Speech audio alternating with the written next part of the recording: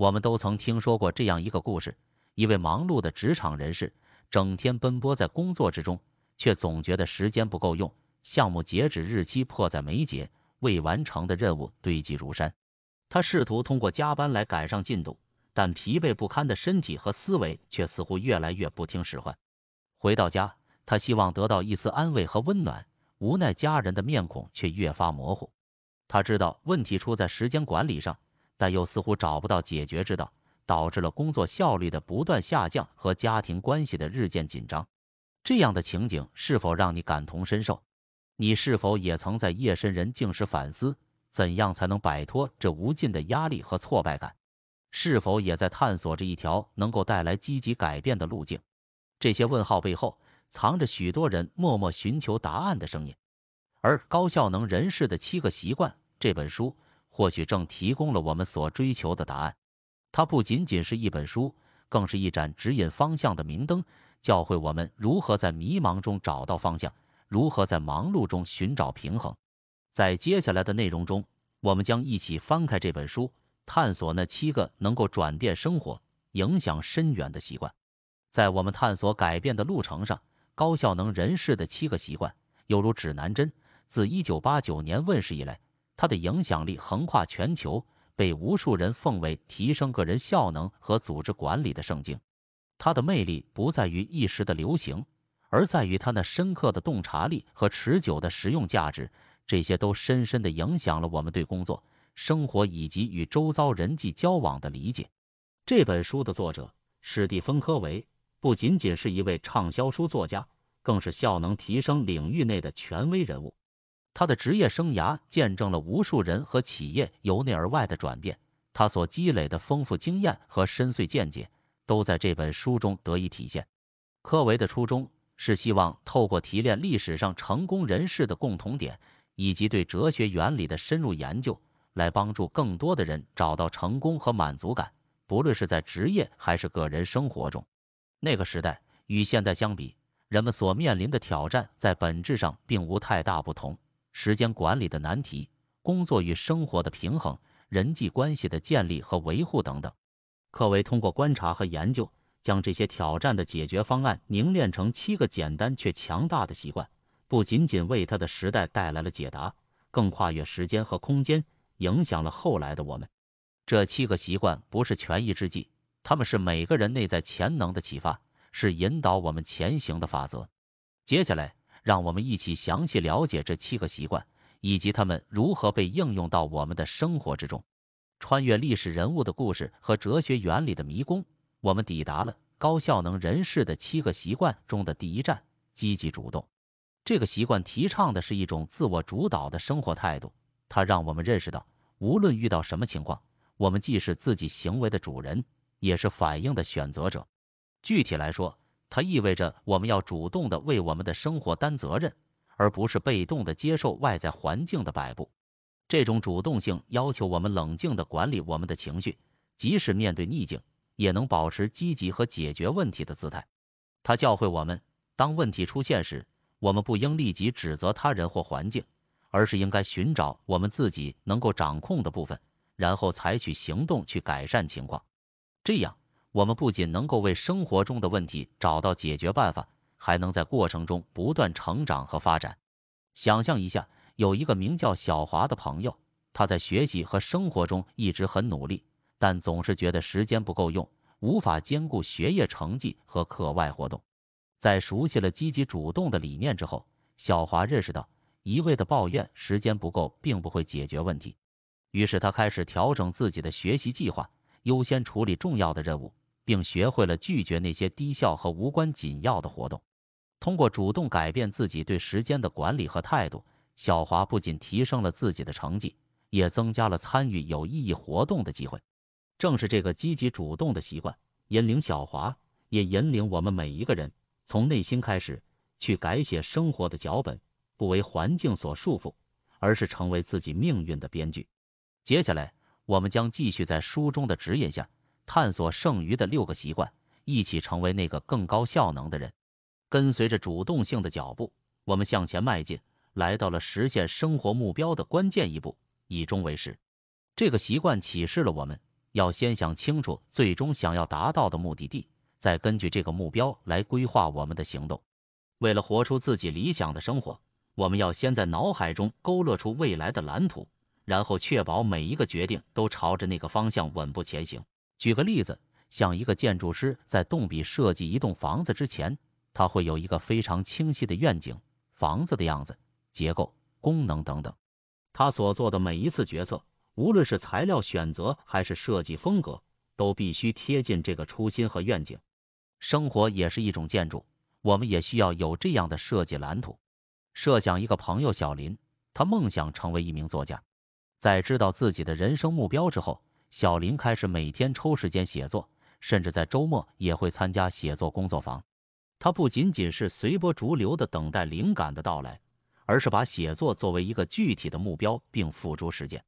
他的生活开始围绕着这个目标转动，每一天都是朝着成为作家那个终点前进的一小步。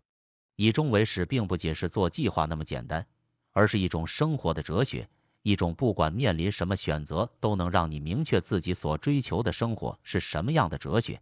有了这样的目标和方向，我们就能够打造出一个充实而有意义的未来。下一个习惯将进一步带领我们探究如何将个人情感与他人关系融合在一起，实现共赢的互动。既然我们已经描绘了长远的规划，现在是时候将注意力聚焦在能带我们走向目标的具体步骤上了。这就是习惯3要事第一的力量所在。它不仅仅是时间管理的策略，而是一种能力。它让我们能够清楚地识别出生活中哪些事情是真正重要的，并据此来分配我们的时间和努力。想象一下，你的办公桌上堆满了各种文件，而你只有有限的时间来处理它们。如果把时间都花在紧急但并不重要的小事上，那些能够推动项目前进或对你的未来有着决定性影响的任务就会被忽视。要事第一就是要在这种情况下帮我们辨别重要任务，并把它们置于第一位。以小李为例，他在一家公司担任管理职责。小李制定了自己提高工作效率和团队表现的目标，通过识别关键任务，例如规划战略、提高团队沟通，小李开始优先处理这些工作，而不是消耗时间在众多打断工作流的小请求和临时任务上。他明智地将会议安排得更加精简有效，并为自己和团队设定了具体的工作时间。结果不仅个人效率提升，团队的士气和绩效也有了显著的增长。要事第一是一种生活艺术，它不是让我们避免紧急事务，而是指引我们如何辨别重要性，以保证最有影响力的行动得以优先执行。接下来，我们会进一步探讨如何在个人成长的同时，也能在人际关系中实现双赢，建立起更有效的互动模式。在掌握了正确辨别和优先处理重要事务的能力后，我们逐渐领悟到成功的另一个重要因素——双赢思维。这一习惯教会我们，真正的成就来自于合作而不是竞争。它倡导一种思维方式，即在寻求个人成就的同时，也要确保他人的利益得到满足。在实际生活中，我们经常要与人合作，无论是家庭成员、朋友还是同事。双赢的态度就是要在这些合作中寻找一个平衡点，确保所有人都能从中获益。这就像两个乒乓球手的配合，当双方都能发挥各自的长处，比赛的质量自然更高，观众也更加满意。以小张和他的同事小王的案例为例，他们负责共同完成一个项目，但在进度和资源分配上有分歧。起初，他们各执一词，这让项目陷入僵局。小张意识到持续的冲突会使双方都无法成功，于是他提出了一个双赢的提案。他愿意调整自己的工作进度来适应小王的计划，在他需要时提供额外帮助。反过来，小王也同意在关键时刻支持小张。结果，这个合作不仅让项目更加顺利进行，而且增进了他们的相互理解和信任。双赢思维意味着放下零和游戏的心态，转而寻求一种合作共赢的局面。这不仅仅是达成协议的技巧，而是一种深刻的人生观和价值观。随着我们探究下一个习惯，我们将学习如何通过倾听建立这种共赢的关系，不仅满足自己，也尊重对方。就像建立双赢局面那样，知彼解己的精髓在于理解与沟通。这个原则强调，在任何形式的交流中，我们需要首先深入了解自身的想法、感受和需求，这样才能真诚并有效地与他人交流。同时，这一习惯也提醒我们倾听的重要性，通过真正的倾听来理解对方的立场。设想一个常见的场景，家庭会议中，每个成员都有自己希望被听取的声音。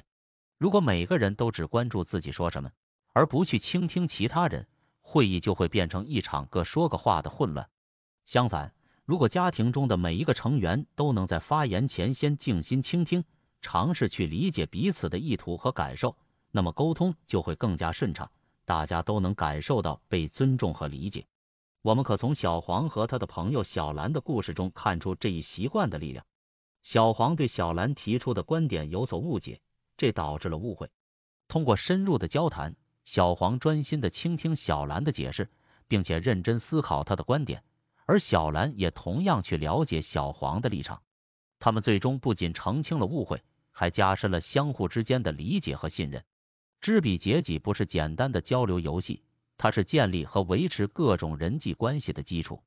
通过积极倾听以及有效表达，我们才能真正理解他人，也使自己被理解。下面我们会继续探讨如何通过协同合作进一步深化人际关系，实现更高层次的互动与成长。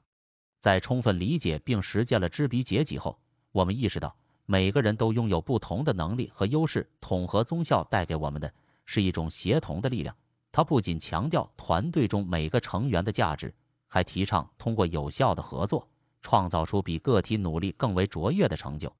想象一下一支乐队，虽然每个乐手都有精湛的演奏技能，但只有当他们默契协同、细腻配合时，那才是最令人震撼的演出时刻。每个成员的不同乐器和演奏风格的差异被转化为音乐的多样性和丰富性，共同创造出一场完美的交响乐。在工作场景中，这样的例子也随处可见。以小陈和他的项目团队为例，他们需要共同完成一个创新产品的设计。每个队员都有不同的专长，技术专家、设计师、市场分析师等。小陈作为项目负责人，认识到了团队多样性的价值，并尊重每位成员的独特贡献。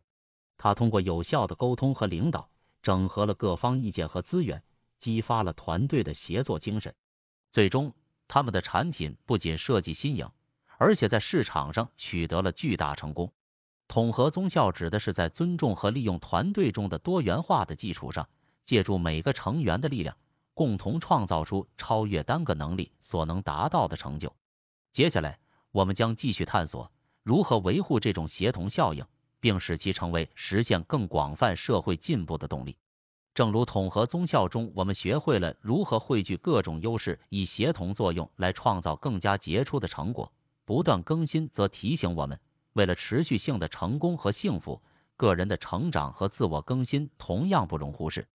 他强调在生活的各个领域中保持活力和进步，从健康到知识，从情感到精神。例如，想想一个决定跑马拉松的朋友小刘，尽管起始时他的体能并不理想，但通过日复一日的训练，并结合适当的饮食和休息，他的身体逐渐适应了更高的要求。在精神上，小刘读了许多关于马拉松训练的书籍，并定期冥想来增强精神集中力。几个月后，他不仅完成了比赛，还感到自己在体魄和精神上都有了显著的成长。又或者从职场角度来看，现代工作的快节奏要求我们不断更新业务技能和知识。像小赵那样，他为了保持竞争力，不仅定期参加行业培训，还利用业余时间学习外语和新的技术。小赵的不断进步不仅让他在工作中表现出色，还助他获得了更广阔的职业机会。不断更新是一个全方位的改善过程，从身体锻炼、智力挑战到情感和精神上的培养，都是应对生活挑战的必要准备。通过这种积极的自我提升，不仅可以提高我们对外界的适应性，还能增强我们内在的幸福感。下一步，我们将探讨如何将这种更新的精神持续运用于个人和职业生活的各个方面。我们通过书中详细介绍的7个习惯的探索，打开了高效能人士成功之门的每一扇通道。这些习惯指导我们从自我管理到与他人的互动，再到持续的自我提升，形成一个全面发展的闭环。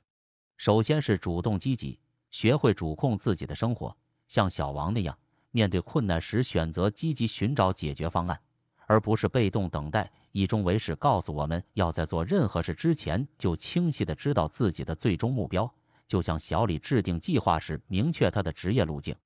在要事第一中，我们像小张一样学会划分优先级，在纷繁的生活和工作中专注于最重要的任务。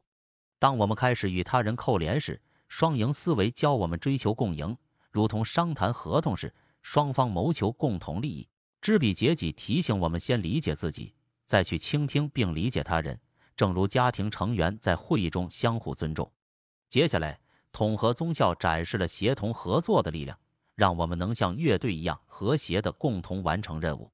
最终，不断更新促使我们保持成长，无论是小刘的马拉松训练，还是小赵的自我提升，这些故事都让我们认识到在各个层面上保持活力和积极进步的价值。高效能的道路并非一蹴而就，而是需要我们日积月累，不断实践这7个习惯的旅程。正如一棵小树需要不断浇水施肥，最终长成参天大树一样，个人的成长也需要养分，而这些习惯正是养分的源泉。现在，愿你带着这些原则，开启自己的成长之旅，让每一步都显得尤为坚定和充满力量。成长是一个永无止境的过程，唯有不断前行，才能接近我们的梦想。让这句话伴随你，不断开启新的篇章，向着更高效能的人生起航。